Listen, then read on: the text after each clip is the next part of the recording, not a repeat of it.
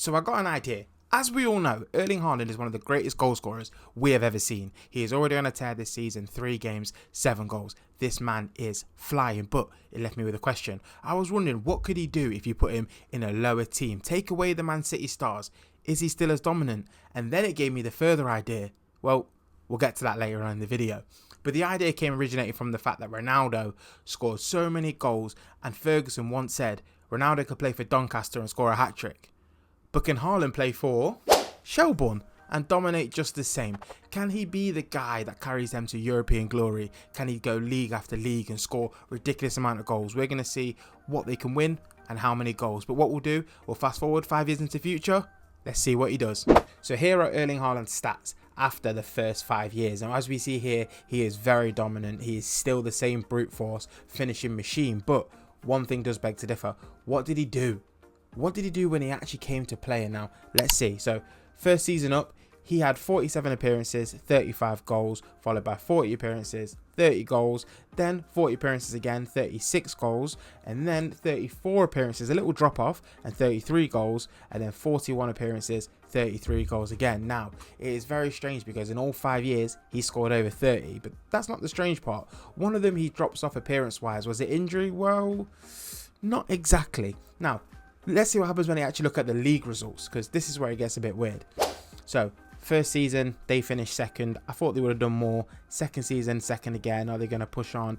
Why do they get relegated? What the hell happened there? But in the next season, they do win the league straight away, come back up, and then they only finish 9th after that. Just what? But regardless, it doesn't matter. Besides that, even before that, they only managed to get to the Europa Conference League 3rd round of qualifying before getting knocked out, and it wasn't a good showing. They kind of really struggled. They did manage to win 2 trophies along the way at the first couple of years, but after that, as you know, besides obviously winning the first division and getting promoted back up to the Premier Division, it was pretty disappointing. But that's where my idea came in. That's where the light bulb ticked. That's when I had a thought.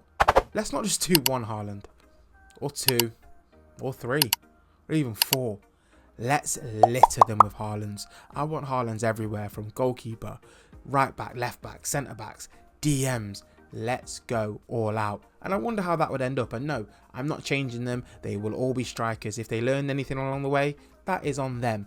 But let's see how we're going to set up. And as you can see, we're set up in a traditional 4-3-3, DMs, 2 centre mids, got your 2 wingers, and now our striker. Will that change along the way? Well, stay tuned for that part, because that's an interesting one. Now, we have Haalands everywhere. We are ready to go. I'm going to try to keep this as much as possible. We're going to sim through. We're going to see how it plays out. And the results, well, the results are different. But maybe not like you think. Let me show you. And now we're 5 years into the future, so let's have a look at how the results went. And as you can see, as far as the 2 cups are concerned, they won everything. Won it back to back to back to back. To back? I don't know. It doesn't matter. They won all 5. They absolutely dominated, and they are flying. They are machines. They are absolute units. But the important one, the fun one, let me show you how they did in the league. First season, 34 wins, 2 draws, no losses. But look at the amount of goals. Have I discovered an absolute broken machine? And then year after year, they absolutely are flying. The next year, 33 games. They do lose 2 on that one, but again, scoring a ridiculous amount of goals. But after that, for the next 3 years, they don't lose a single one, having a complete perfect record in the next season as well. They continue to fly, only drawing 1 game along the way. They are just absolute monsters, and the goals they're scoring are ridiculous. But does that translate to Europe? Well, let's have a look. So in the first season, we're in the UEFA Conference League, and now start off pretty well. Quarterfinals were here as well, cruise through them. We're off to the semi-finals. And what does that mean? It means we're going through and we're off to the final. And this one here, this is where it gets quite fun. Let me show you. So here we are in the UEFA Conference League final. And as you can see, we go 1-0 up. Absolutely purring. Now again, we're on the attack. And as you're about to see, we're about to go 2-0 up. So you think, cruise in, easy, light work. Well, FM, as you know, doesn't really have the same plans. All of a sudden, it is now 2-1 and momentum is not on our side. They score a nice little goal here. So it has you thinking, what we're going to do. We're going to do what this Haaland team does. We're going to go out there. We're going to score again. It is now 3-1. And after that, there's nothing that can happen to us. We're on an absolute charge and it's over. But then it's 3-2 again. And now we're only 1 goal ahead. And is FM going to screw us? Is he going to do what he does best? Of course. It's not. It's not going to get us. Yes, they do get a consolation goal at the end. But we have won the Conference League. We have our first European glory. But what you will notice is, when we look back at the stats for the next season, we're not in Europe. I don't know what happened. I obviously missed it. I don't know if the game bugged. But for some reason, we were kicked out of Europe for a year. And we weren't allowed to play. And I really don't know why. But it doesn't matter. We move on. We're going to go on to the 3rd season because let's just forget that ever happened. But in Season 3, we are in the UEFA Champions League and we finished 12th in the league phase. We move ourselves through. We do win that little playoff game, but we get Real Madrid in the round of 16 and we're out. So we do get knocked out to them. But just remember who knocked us out? Real Madrid. That is important towards the end of the video. You're going to see that now. In Season 4, we get knocked out in the qualifiers to Celtic for the Champions League and get sent packing to the Europa League, where we go on a bit of a tear. In the league phase, we finish top of the group.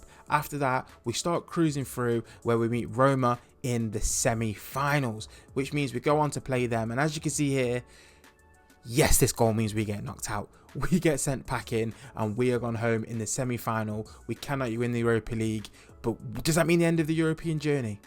Does it mean it's over? No, because the European dream continues. That's the beauty of Europe. Let's have a look at Season 5.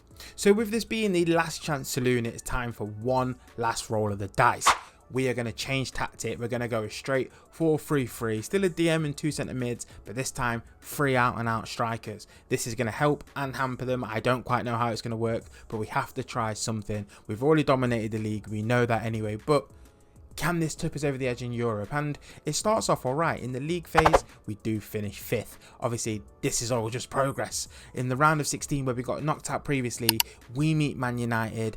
And with 2 goals from Haaland, we managed to knock Man United out. And we are off to the quarter-finals.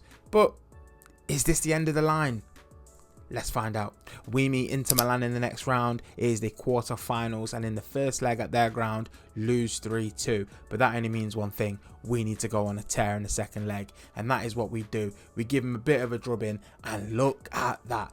3-0. We are through to the semi-finals of the Champions League, where we meet Arsenal. And once again, we lose the first leg, kind of giving yourself a bit of a mountain to climb.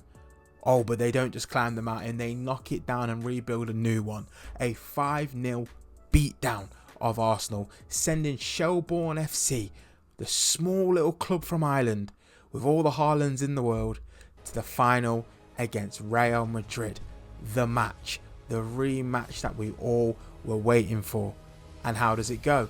Well, let's just say magic happens. So here we are, Shelbourne, Real Madrid, 2 European titles, and this is how it starts off. It starts off with Vinny Jr. making it 1-0 and kind of giving the Irish lads a bit of a mountain to climb, but we stay in the game. You fight, you get hungry, and you go 2-0 down on Mbappe. But I told you magic was going to happen this game, and I'm not lying. Real Madrid go 3-0 up, and I know what you're thinking. Surely not. 3-0 down to Real Madrid. They can't. It's impossible. They're too small. They're not big enough. Even though it's Haaland. But you know what I mean. Here we are. We get a goal back. The dream is on. We are on the hunt. But it's over. It doesn't matter. We lost 3-1.